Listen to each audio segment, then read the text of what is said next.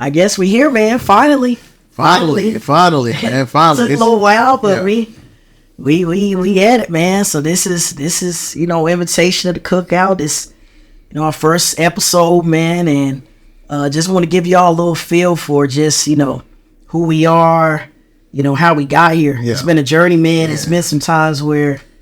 And it felt like maybe we weren't gonna get here. Because it's probably been at least a year and a half, 2 years since we talked about it. Yeah, it has been. It has been. Yeah. So why don't we kick it off and tell them a little bit about ourselves, man? I'll kick it to you and get them a little bit of background about who you are, man. Yeah, so man, born and raised Arkansas, bro. Grew up in South Arkansas, man.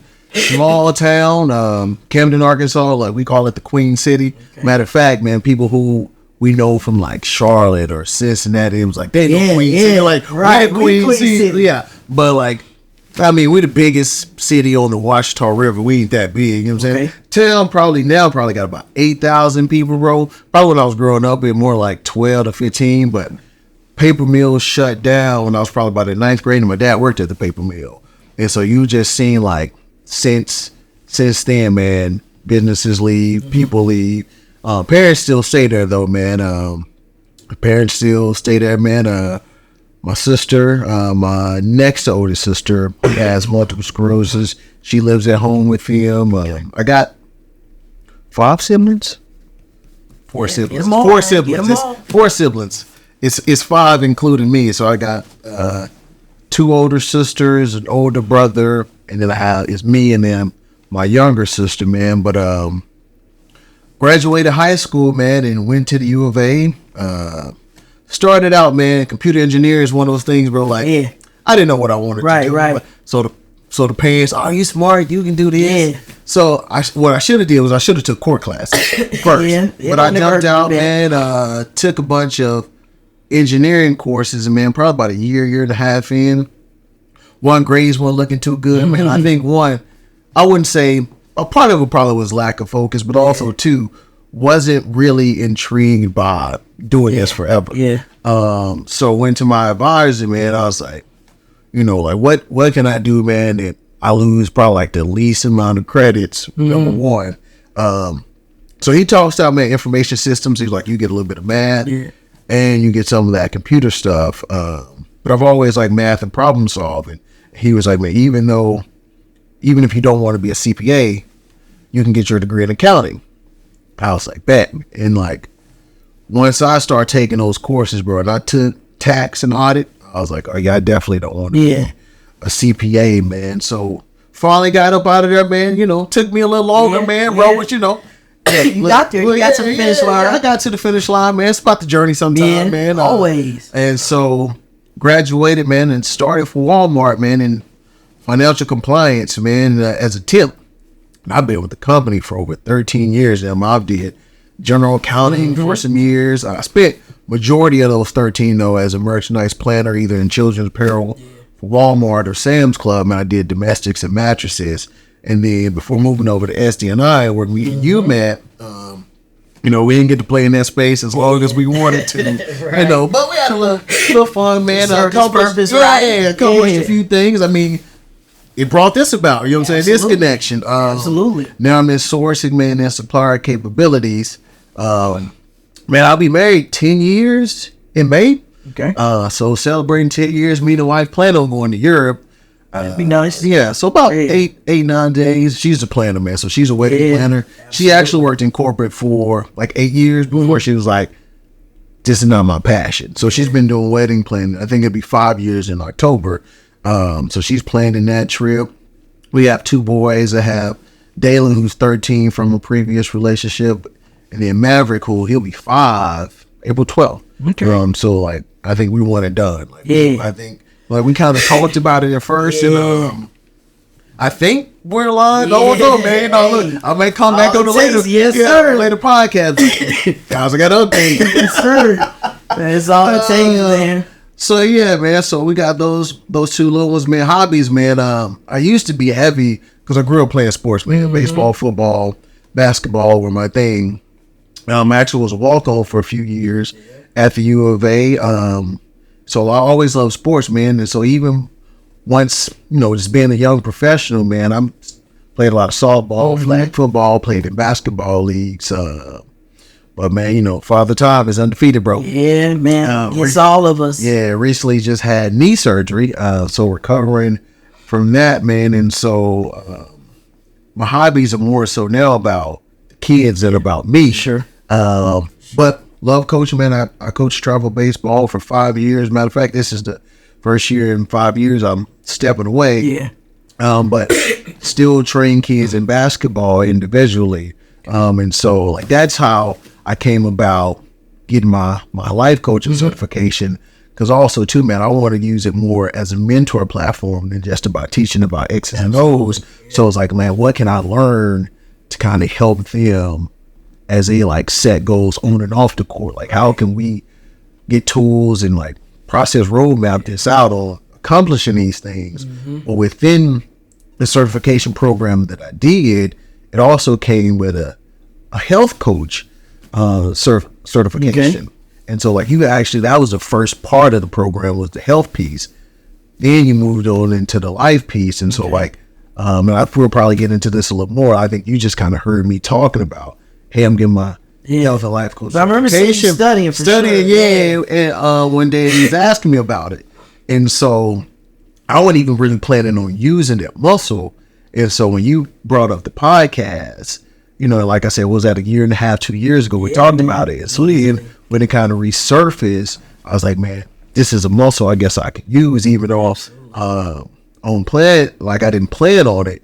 And so like this is going to help me like just research and also to be a better, I guess, like mentor / trainer for the kids too, not just from like that process roadmap piece, but like kind of like a holistic health piece. And like the difference between like a life coach, man, and a health coach is there's some overlap in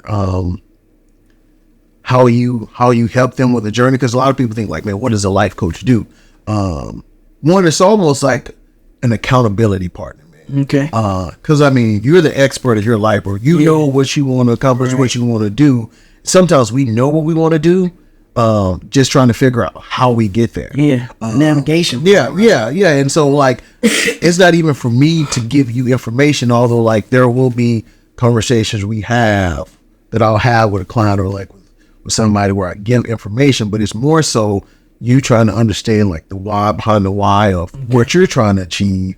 And as we talk through this thing and you're figuring out on your own too, like, oh man, this is how I get there. You know what I'm saying? So it's not so much more me providing you information. It's more me doing active listening and kind of asking questions, probing for you to figure out yourself, like what you're trying to accomplish. So life coach is more so, man, it's more like lifestyle oriented or career or relationship focus, where health is just that, man. Like you're more focused on, and although like a life coach can't help you like weight loss journey and stuff like that, the health coach is more so like for the health piece of it. Yeah. No. So yeah, man. So yeah, that's a little bit about myself, man. A little bit about Dom. Hold on, I'm saying, didn't even say my name. Like, Like the first, like, man. Yeah, what's his name? Man. This guy got it, Dom. Yeah, I got a famous name, man. Dominic Wilkins. Never could jump. I feel like I still can shoot, though. I feel like I'm a shooter. Right. But man, most of the time now I go by Dom, man. Much shorter, you know what I'm saying? Tell people, makes us feel like friends and family. So yeah. Dominic Wilkins is my name. If I didn't say my name. Yeah. Gotta get that name. That name important, man. Yeah. A little bit about myself then. I'm gonna start with the name. Alex. My mom named me Alexander. And between, her and my wife, that's the only time I'm kind of used to hearing that name. So I typically just go by Alex, man. I'm from small southern town in Illinois called Carbondale. Shout out to the 618.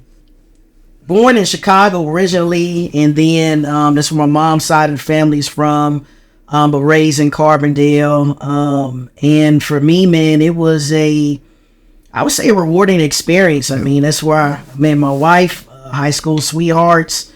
That's where I really kind of learned what I wanted to do and where I wanted to navigate in terms of life. I think for me, how I was a little bit more set in terms of what I wanted to do. I can still vividly remember being at a college fair, and it was probably maybe like my sophomore, junior year, and it was kind of that pivotal time of really trying to understand like what I want to do in college. My father's an educator, but he was always he had a really good way of balancing out the way that he supported my dreams. And in saying that, I think a lot of people in our era of growing up, we want to be athletes, right? You know, we want to be ball players. So, I mean, for the longest time, it's like, man, I want to be in the NFL, man. That was my thing. Like, I just knew I was going to the league, man. And then God he stopped watering me and said, no, you ain't going to grow no more. I remember we just had a conversation. He was always like, hey, I support that, but like, you know, what's going to be there in the event that doesn't work out? So it was never deterring me. It was always instilling the things that I needed to have in terms of, you know, work ethic and understanding the value of that and stuff that is transferable into anything that you do in life, regardless of if you're playing sports or not. But I just vividly remember just knowing I wanted to be somewhere in science. And I remember, like I said, going up to the FAMU booth. For those of you who don't know what FAMU is, it's Florida Agricultural Mechanical University down in Tallahassee. They had a booth there, and they had a brochure that said food science. I was just like, I had never heard of it before. I had no idea. But in my, 16, 17-year-old brain, I was like, man, I'm good at science and I love food. Like, man, let's see how this could kind of work out. And so I was able to go on like an agricultural enrichment program between my sophomore and junior year during that summer. And it was really enlightening for me. It was all people that looked like me, different skin tones, different backgrounds, and just being able to learn like the parts of agriculture outside of just like, hey, you're going to be a farmer. Hey, you're going to be, someone that's, in the barn. Like, I think that's what a lot of people thought. And after those 2 weeks, I was like, man, like, this is it. Like, this is what I'm going to do. This is going to be my path, man. So, ended up really just pursuing that from a, college perspective. Ended up going to Alabama A&M down in Normal. Shout out to the Hill. And just another integral part of my life, man. I went there on an academic scholarship, man. It was a blessing. It was something that I really feel like changed the trajectory of my life. In terms of the doors that it opened for me, the people that it put me in front of. You can't be free too, bro. You can't be free. By the way, I messed up my free money up when I told you I remember those conversations growing up. Like, my parents would have with us. They'd be like, man, we don't got money to pay for college. Like, they was just straight up with all four of us. Like, it's me, I'm the third of four. So it's older sister, older brother, then me, and then I have a younger sister. And we all kind of got that same speech, like, you don't have money to pay for college. And so, from an early age, for me, it was like, man, like, I knew I wanted to go to college, having a father that was an educator and parents that stressed the importance of education. So it was just always like, hey, this is what I had to do. And I also think, it was inspiration just seeing my pops and how hard he worked. How many different jobs that he had. And I was just like, man, I don't want to do that, man. Like, and my dad he's been retired for 6-7 years. But I can't tell, bro. Like, so in his free time now, man, he drives like tour buses or takes, like, he just got back from Orlando this weekend. Taking one of the Arkansas high schools down to Orlando for spring break. Like, he don't know how to sit down, man. But I think it's that generation, you know what I'm saying? I think so too, man. It's just something that was instilled in terms of how a man presented himself. How they came to the table, the things that were instilled in him, man. So just had a great experience at school. Met a lot of great people, lifelong friends. And from there was really able to kind of take things on in terms of my career. Interned every summer. And then after that, I came out of school and went to work for Oscar Mayer. Just kind of hit the ground running.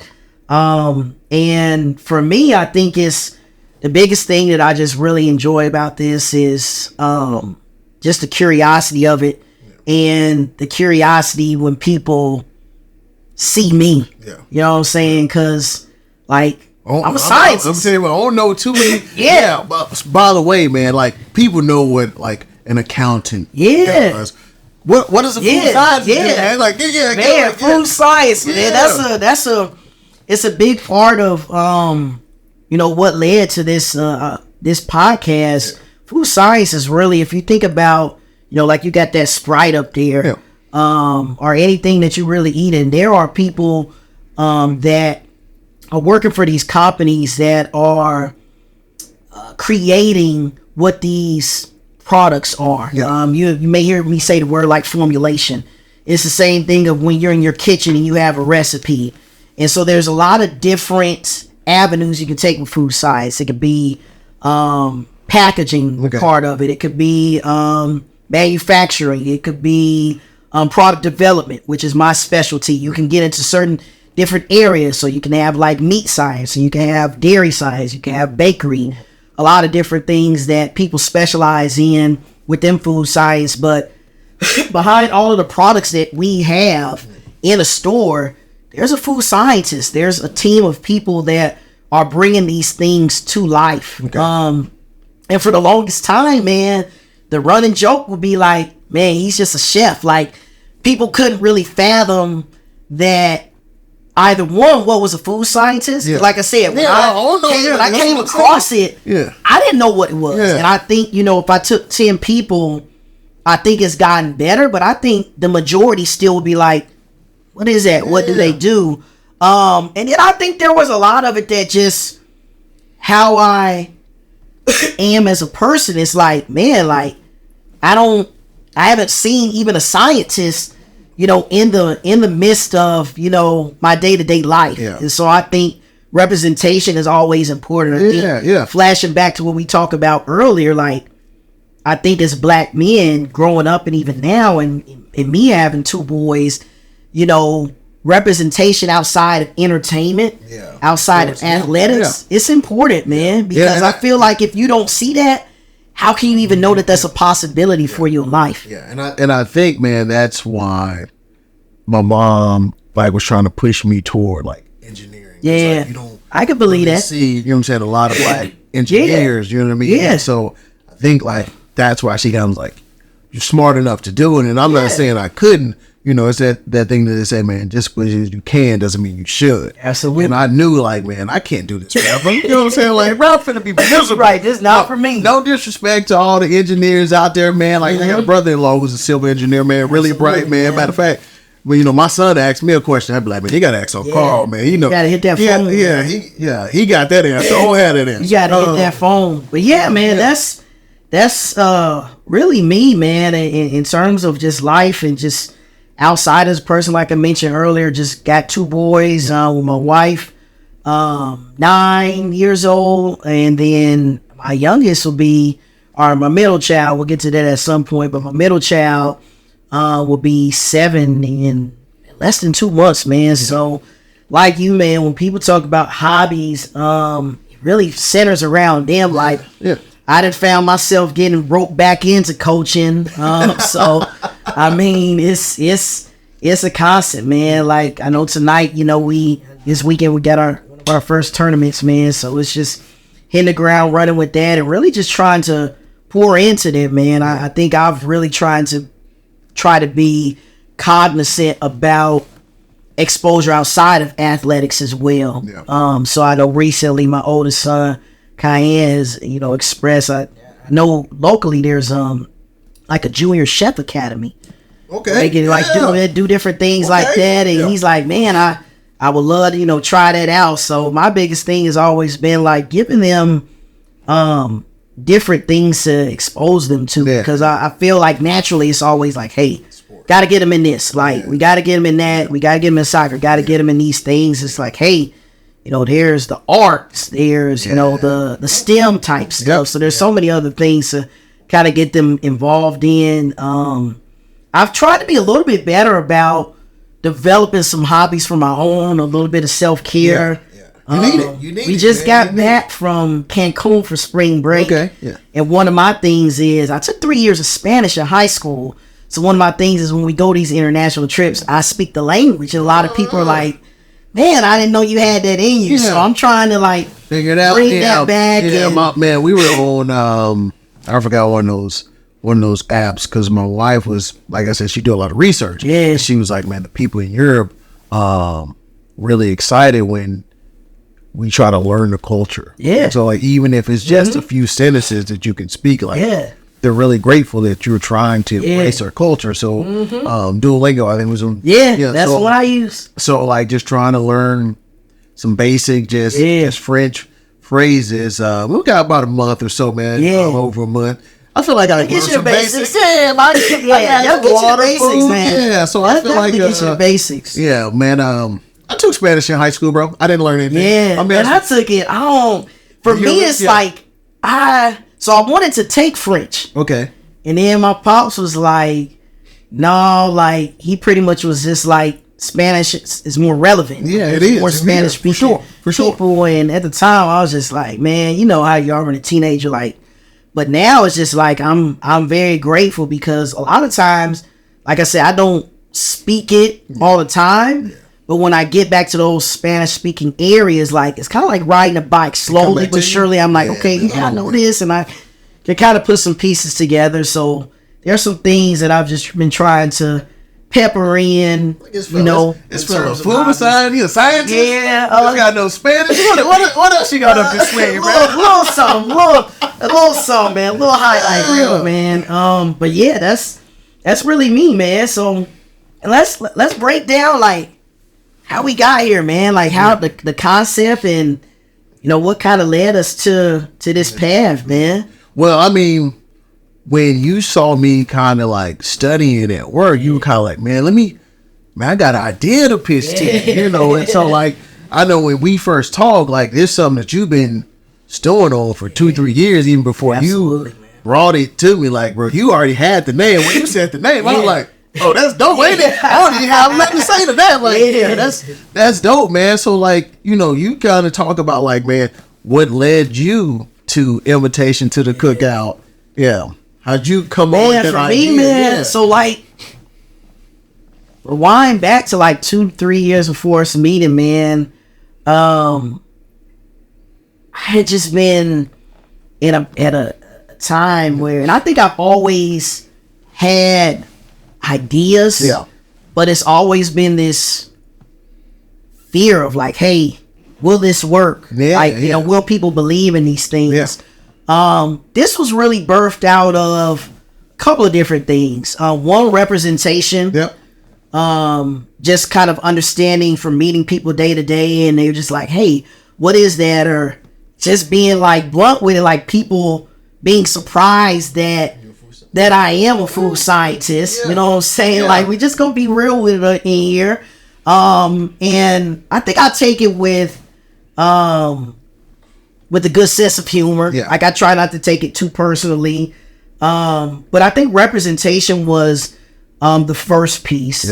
And then I think the second piece of it was really wanted to give back to my community. One thing that I learned being at an HBCU was just this concept of there are times like during that civil rights era, and maybe a little bit before that, when people were going to HBCUs, where they essentially were leaving home, acquiring skills, and then going back and pretty much, fostering and watering the communities that they were from.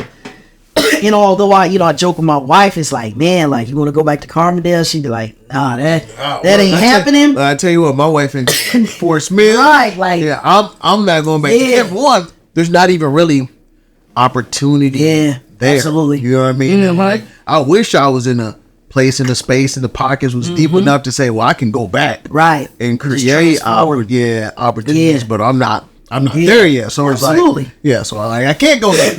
But and then there's a thing like with just how the world has evolved. It's like, I don't need to be there to impact it. Very true. You know what I'm saying? Like, between social media and just the ways that, you know, you can influence and kind of impact people. Yeah. There's a way to do it. And I really always kind of saw it like this in terms of the way that things are kind of segmented in terms of what we see. So I would say, like, even though if I had to rank it and I had to think about, like, you know, health, and I had to think about like food in terms of the totality of it, and I kind of like to use the word ecosystem, right?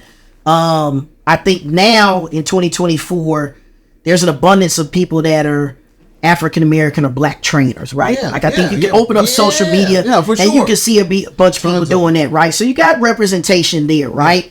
I think if you go down another level, you think about black doctors. Even though there's ways to go, I think you're, you know, starting to see more of that.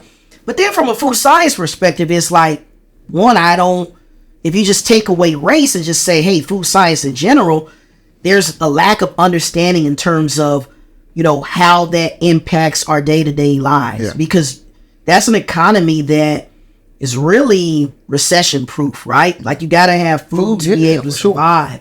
And so I kind of looked at it in terms of, you look at start to finish, you look at a food scientist, look at a product developer, that's the beginning of that ecosystem. That person is growing things, that person is understanding, you know, how do I take these ingredients and make it into, you know, this Sprite per se. Then you look at that next stop and you kind of look at, okay, the training or the nutrition and the diet aspect. So it's like, okay, I have these products, I have these foods, how do I balance, or how do I make sure I'm thinking about how I appropriately consume these products into my body? And then either trying to say, hey, either I've went too far and I need, you know, someone to help train me and get me back to where I want to be.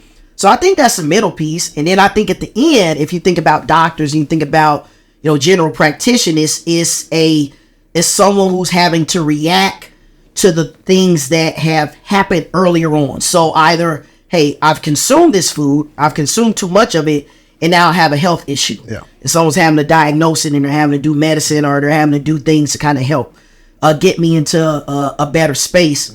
And so I look at all of those three things and I was like, how could all of those spaces work together to kind of help our people really improve? Because we'll get to this in other episodes, but it's like, there's a crisis. There's definitely a crisis in the African American community, and sometimes, you know, we joke about it and we try to make light of things, but it's something that's very serious when you look at the numbers and you look at the statistics. So I think that's the second piece of it. And then the third one, man, if I'm just being real, man, there's a lot of people out there that's just loud and wrong. That's just like spewing things that they have no idea what they're talking about. And if I think about the word, or if I think about influencers, content creators, I break down that word influence. To me, influence equals trust. In order to be able to influence you, you have to trust me in some way. And I earn that trust either because, like, hey, like, we're both fathers and we bond there, or we both like to work out, we both like watching ball. Like, those similarities breed that trust. But it's dangerous when you have people that are influencing people, but they have no credibility. And you go and open these apps and you have these people that have 500,000 followers, 1 million followers. They have no idea at all what they're talking about. You know what I'm saying? And they have these captive audiences, these people that are like, man, like, I'm gonna follow you. And it's kind of like, you know, the blind leading the blind. You know what I'm saying? So really trying to bring that sense of credibility. So that's where it started.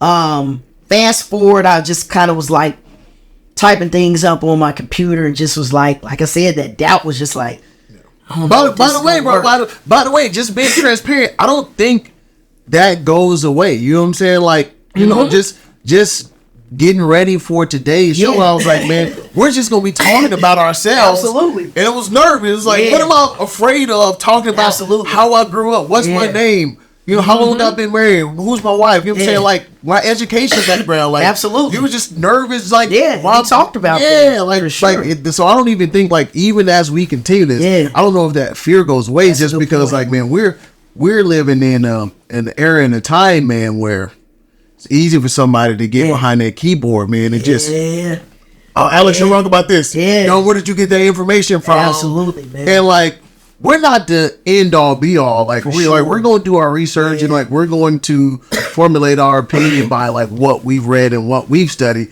Not saying and it's right or wrong because like, as I say, like different strokes for different folks, but like, we're not going to, like you said, like that trust piece. Like we just not finna just pull something out of thin air and just start trying to speak it as if it's facts. Yeah. So I don't think that fear goes away for sure, just because, like you said, like it only takes a few to then give you that doubt. Warriors, absolutely, man. And I think that's a excellent point, man. And I think you made a great point in terms of talking about like, hey, we're not here to be the end all be all. We're not here to say, hey, we're the authority and we know all these things. Like I really kind of think of this in terms of like a conversation. And my style is very much like, I don't set out to be an influencer. Yeah. Those things can happen naturally, you know what I'm saying? But I'm more about education. Yeah. You know, I think like a lot of times with an influencer, they're trying to get you to pick a side. Yeah. You know what I'm saying? So I get a lot of people that's like, hey,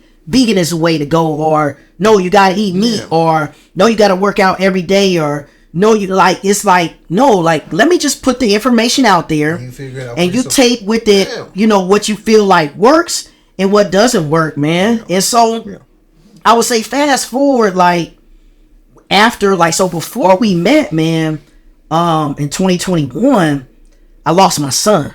We never talked about this before, but I lost so that's why I said like my middle child, you know, technically I have 3, but we lost one in 2021. And during that time of just kind of like grieving and being away from work, man, it really just took me to a place in terms of like, and what are people going to think about me when I die? Yeah. Like, what's my legacy? Yeah. And it wasn't that I had done anything crazy, but it was like, I don't think it would really be any big legacy. You know what I'm saying? And it was at a point where I was in my career, felt like I was doing good. Yeah. Family had everything they need and pretty much wanted. And I think that was really I know that was a spark that was like, hey, like, I have some things I know. I have some talents. Like, I have to put this to use. Yeah. And so, just being a scientist, like, I'm always about research. And so before I had approached you, at the time, I had been reading like, hey, like, what could this look like? And how do we put it together? And, you know, coming up with the name and everything. So when I had finally like heard you know, come with it, and, you know, we're both people that, you know, believe in God and kind of how he talks to us. Yeah. When you told me about those things, I was like, it's time. Like this the one, this is the person that kind of completes the other piece of that puzzle that we're looking for. And so I was just like, man, like I told my wife, I was like, man, like it's this guy at work, man, and it was really organic. Like even though we was working together, because I'm like, because I'm not a big like work friend person. Like I don't just go out of my way to just be friends with people at work, but we just start like just vibing just organically. And when you share that piece, I was like, man, I think this is a sign. Yeah, and even from like that initial conversation to, like I said, like the break into like, then you called me like the start of the year, and I think you was talking about like action or something. Yeah, the word. Yep. And I was like, bro, I was just, you know, had like New Year's Eve dinner with some friends. You know what I'm saying? Somewhat pretty much like family. You know what I'm saying? They were talking about like resolutions and stuff like that. And I was like, no, I don't have any resolutions. I said, but I do have a word for the year. This act. It's just like, man, just go ahead and do it. Like, don't overthink it. You know what I'm saying? Absolutely. So then when you came with like, hey, action was my word. And I was like, paused. Remember, it was so there's a little behind the scenes story, you know. So if you know, you know. But we paused for a little while. I would say kind of unintentionally to us, but intentionally to him. Like, in terms of why we paused. And again, it wasn't even a thing at that point. It was just kind of like, it just fell off the radar. Yeah. But then, it just, I remember, because we are both at the same event next to the podcast studio, and I was walking into the event and I saw the sign and was like, I wonder what that is there. Yeah. And I just was like, man, let me reach out and see what's going on. Yeah. And it just really just kind of evolved from there. I gave you that call. You was like, man, I'm in. And we just kind of, kicked it back from there, man. And we here, man. So that's really kind of the story in a nutshell, man. And I want to touch on, like, you talked about, like, ecosystem as far as, like, food scientists and, like, doctors and practitioners. I think, like, that's another thing, like, a health coach comes alongside, like, like, you can go see your doctor and he can tell you, hey, your numbers are looking like this, you need to do X, Y, Z. But you can't talk to your doctor every day or every week. For sure. So, like, that's where they gonna charge you if you do. You do. That bill. Yeah, and it's gonna be a little more expensive than a health coach. But, like, where a health coach comes along is to help you go along that journey of, like, what your doctor said. But also, too, I feel like we're more of a safe space because, I mean, I know I'm guilty of, them to ask you, how many drinks do you have? Yeah. Occasionally. Like, you shave off, make them water too, like, nobody judge me. Yeah. Right. So you feel like, it's almost like the doctor is your parent and you feel like you're going to get put on punishment. Yeah. If you're honest, but really I need to be honest so they can help me. But it's like, I mean, if I'm calling my life coach, my health coach, I feel like that's a safe space and I can be more vulnerable. There, like, I won't get my hand slapped per se for saying, last week I probably had, 4 out of 7 nights, at least a little nightcap. Right. You know what I'm saying? But then you can talk about like how much is that? You know what I'm saying? Because, like, I'm rolling with a little nightcap. And you had 2, 3, 4, 5, but then they don't align with your health journey. Then we got to talk about it. We got to have a conversation. Yeah, we got to have. I think when I think about this podcast, one of my words is balance. Yeah. Okay. And I say that because, like, I'm a food scientist, but man, I like to eat good too. Like, when I come to the cookout, like, I want to have ribs on the plate. Sure. You know what I'm saying? That mac and cheese. Like, I want to have all of that, but there has to be a space where we kind of understand, like, how do we balance those things out? How do we go from a history where grandma, made soul food Sundays every Sunday. Yeah. And when you look at the things on that table, it's like, man. And I think we're going to get into that. Yeah, 80-90% of that was, like, not stuff that we should be eating every week. So it's about, like, how do we enjoy our culture, celebrate our culture, but take it seriously and kind of move that thing, move the needle a little bit in the middle, like. And it's ways to have fun. Like, when I open up social media and there's people like, man, hey, I guess I'm not going to be, I guess I'm not going to unbig my back. Like, it is funny. You know what I'm saying? Like, I'm laughing. I'm having a good time with everybody else. Yeah. But then it's like, man, when can we, be serious about some of these things and really see the other side of, how these things are affecting of us as a community. Yeah. And how we, have a lot of really brilliant people in these spaces. Like, for me, we talk a little bit about, like, and I want to hear your, what you see this podcast being and bringing. For me, I think of this as a platform. Like, I like to talk about the things that I've learned from, the HBCUs and. It's one thing, for me, being a man of Omega Psi Phi, it's one saying that we have called lifting as we climb. Yeah.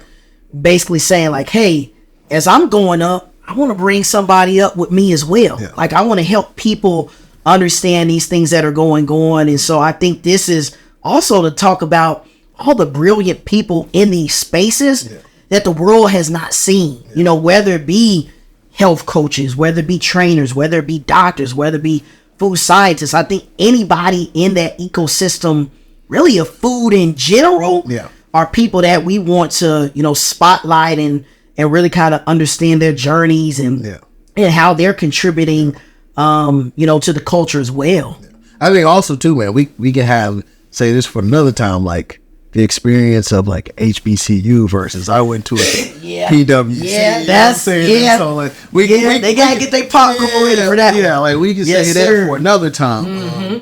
But man, what I can see, man, from this podcast is connectivity, man.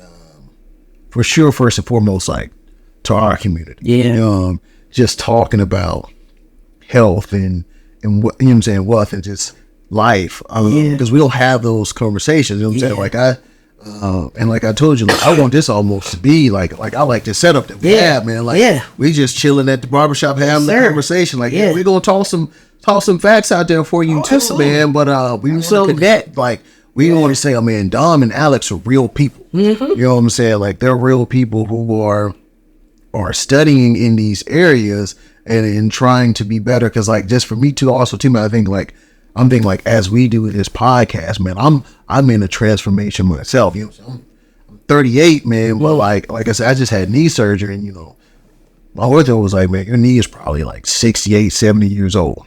Dang. Man, so like I'm a hoop. That's crazy to hear. Yeah, man. You know what I'm saying? And like he was like, you know, he went and cleaned it up, and this is my second time tearing my meniscus, but like man, it's had like cartilage damage and arthritis in there, and so it's like I've always like played activities, man, and basketball per se from like my cardio and stuff like that. But now it's like I gotta figure out a new way to be healthy because I can't go run and jump like I used to. Like he already told me, like, man, if you go back to being active like you were, you're gonna be in here 4 years from now in the knee replacement. He said versus like when your knee probably got so much mileage left on it. He's like, you're eventually going to have a knee replacement. Yeah. You know, my goal is to get you to 50. So now I'm trying to understand too, like, what does that look like? What does that look like? And like, you know I need to lose a few, but not just for like physique wise, but like taking pain off, you know what I'm saying, pressure off my joints. You know what I mean? Like understanding my body more as I get older. Cause like I said, man, all the time I'm undefeated, man. And like also too, understanding that and the information that I learned, how can I share that with younger people? Like my 13-year-old son, I talked to him about, man, the importance of like stretching, man, drinking water and rest. They ain't like, trying to hear that. They just get like, up and go. Yeah, because like I'm like, I don't want you to get 38 and be like me, where if I had this information earlier, I could put this to use. So when I get 38, 40, and they already say black don't crack. Yeah. So it's like if I'm holistically inside and out taking care of my body, man, then when I'm 40, I'm looking 25, 30. You know what I'm saying? Like, inside and out. You know what I mean? And so I think that's too, man, like to provide some type of guidance or just conversation. Like I said, like we're not know-it-alls. You know what I'm saying? Like even like as we continue this journey, man, like even if you're asking questions, you know what I'm saying, like on our social media pages and things like that, like that's going to help us be better, because it's like, all right, now let me make sure I'm fact checking myself as I talk, you know what I'm saying, but also providing you with information as well when you ask questions and you're engaging. And so like want to engage, man, with our community. Absolutely. So I definitely see it as like you said, a journey. It's a conversation. You know what I'm saying? In terms of, you know, how do we just, you know, get our people to a better place, and I think there's gonna be some spots that are entertaining for sure. You know what I'm saying? Like that's gotta connect. We want to, you know, have fun with it as well, but I think it's just about, you know, bringing something to the media space, to our communities.